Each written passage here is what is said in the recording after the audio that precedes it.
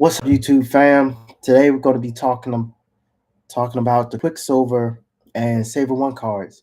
This popped up because I have a short dedicated to the Quicksilver card, and a lot of people comment that the Quicksilver card has an annual fee, or they're paying a security deposit, whereas the version of the Quicksilver talking about in my video is the free one. There's no security deposit, there's no annual fee, and I earn cash back. So I wanted to make this video to dive deeper into the different versions of both the Quicksilver and the Saver One. And I also want to give you guys a couple of different hacks that you can use to navigate Capital One, because the way they operate is weird. They're super weird and very unique in how they go about doing things. Okay. If you find this information helpful, I encourage you just if you find this information helpful, like, subscribe, send a thumbs up. If you want to apply for one of these cards, my referral link is in the comment section. So definitely it would be great. Show some support and use the referral link. You can copy and paste it or just tap onto it. All right. So let me start sharing my screen. We're gonna let's see.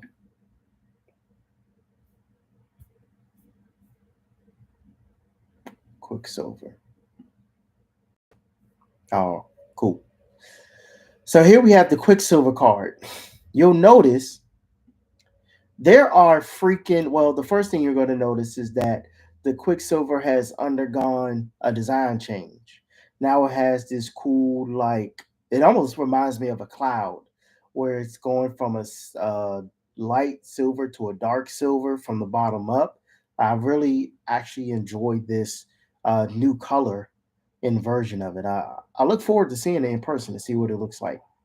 But besides that, that is the only difference. There's no rebranding. They haven't added any new features or anything like that. So let's take a look at this thing, right? And you'll notice that those who, if you see this and you're like, my Capital One card required a security deposit, or someone's going to say my Capital One card has an annual fee. The answer to that is yes. Yes, it does. Because this Capital One's the only bank that I know that has multiple versions of the same damn card.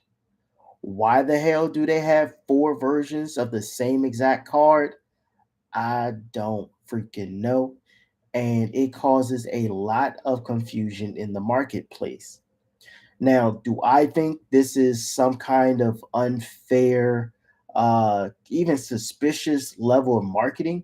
Because they want people to think they're going for one version of the card and then turn around and offer them a different version of the card? Absolutely. But I'm here to tell you there are four versions of the Quicksilver. Okay. Now, how do you know which version you're going to be offered? Great question. It goes like this: it's based on your level of credit. All of Capital One's credit cards are based on your credit profile at the time you apply. So if you're currently in the fair range or you're rebuilding your credit, basically meaning you may have under a 680, maybe you are at a 650 or 630, that's considered fair, and they have a Quicksilver card for that. Now, if you are in the fair level, meaning that you're under a 650 or even a 680, guess what? You're going to be getting smacked in the face with some incredibly high APR, 29.99%, which is ridiculous. All right. We're looking at 30% interest, which is freaking crazy. You never want to carry a balance on your credit cards ever. Okay. So when you're getting used to using a credit card, I recommend you use it like a debit card. Swipe it, make your purchase, open up the app, and then submit a payment. You can even pay the card off in full once a week. Okay. Now, Capital One traditionally is what they would consider, or what we consider, a subprime lender. So they have some crazy subprime tendencies, one of which is having multiple versions of the same card to confuse people. Another is they freeze. This is something for you to keep an eye out on. They freeze your account when you pay off the credit card in full. I don't know why they do that, but they do it. If this has happened to you, or when this happens to you, you all you have to do is call in and verify your information, and they'll remove the freeze. It's very stupid, very inconvenient. It's happened to me a shit ton of times. But after maybe like you do it 5 times, they'll stop freezing the card. Right. And the reason they do this is because ultimately they want to charge you that 30% interest. That's what they want to do. Okay. So they figure by making it more difficult to make payments, you will slow down the number of payments you make, and then they'll be able to charge you interest on that reoccurring balance. But don't fall for it. Don't fall for it. Pay the card off if you can, right? Especially if you have like a $500 limit or something like that. There's no need to carry a balance when you have a $500 limit. Like, just pay it off. Okay.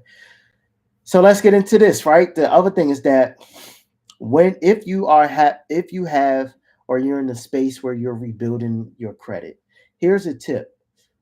Capital One is one of the only banks that I know of where you can file bankruptcy on them and they'll just let you come back. I had a friend of mine who had like two or three Capital One cards. They filed bankruptcy. They included the Capital One cards in the bankruptcy. And in like a year after the bankruptcy was discharged, Capital One sent them an invitation and approved them for another card. So Capital One is a bankruptcy friendly bank, even if you file bankruptcy on them the first time. That's crazy to me. I don't know any other bank that does that. If y'all know of a bank that will let you back in after filing bankruptcy on them, the way that Capital One does, let me know. Let me know. So if you're rebuilding, they're going to hit you in the face with either the secured Quicksilver. With the secured Quicksilver, you have to put down a deposit of at least $200. That $200 is going to turn, excuse me, that $200 is going to turn into your credit limit. The other option is that they have the rewards version, which has a $39 annual fee. Now, I would not pay $39 a year for the Quicksilver card. Maybe that's because I have the one that's free. So I don't see the purpose of paying $39 annual fee. There's just no reason to do that. Okay. Now, if you want to get the Quicksilver without paying a $200 deductible and without paying an annual fee, then what you want to do is actually wait until your credit is at about a 680 and above to apply for either the version with good credit or the version with excellent credit. Now you may be wondering, well, what is considered excellent credit?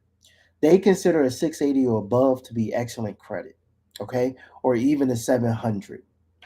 Once you're at the 700 level, you can get these new member offers. So with the excellent level, you'll get a $200 cashback bonus after you spend $500 within the first 3 months. Then you'll get 5% cash back on hotels and rental cars booked through the Capital One portal. Outside, if you don't use the portal, you're going to get 1.5% cash back on everything that you buy. right? So even the cash back isn't amazing. It's pretty basic, 1.5%. The other thing is that only the excellent version of the card offers you 0% entry. I'm sorry, introductory promo period for 15 months on balance transfers. None of the other versions of the card have that. Okay. So if you're in the rebuilding stages, you'll end up with the Quicksilver secured or the Quicksilver one with fair credit that has an annual fee. Once you're over 680, you'll get into the good credit or the excellent credit. I highly recommend you only apply for the Quicksilver when you have excellent credit.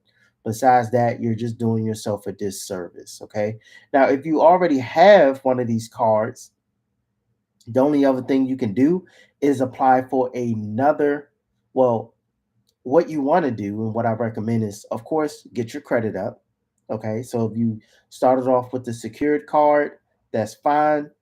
Work your credit up until you're at a 680 and then apply for another card that's the next level up.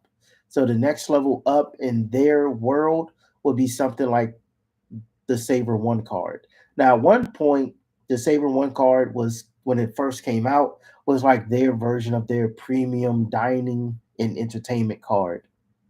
And it's a pretty dope card to have. As you can see, there's only two options. You either have good credit or excellent credit to have this card. All right. There used to be a version that was like $95 a year, and it was metal. I do not see that on here anymore. So if you're going for the version with excellent credit, you're going to get 3% cash back on dining, entertainment, streaming services, and grocery stores. So this is an amazing cashback earning card. I have it. I like it a lot. I love getting 3% cash back. And if you go through their in-house portal for like ticket sales, you'll earn 8% cash back, which is pretty dope, right? Now, I would always shop around for my tickets just to make sure I'm getting the best price possible. Okay. Some other differences between these cards: with the excellent credit version, you'll get a $200 bonus after spending 500.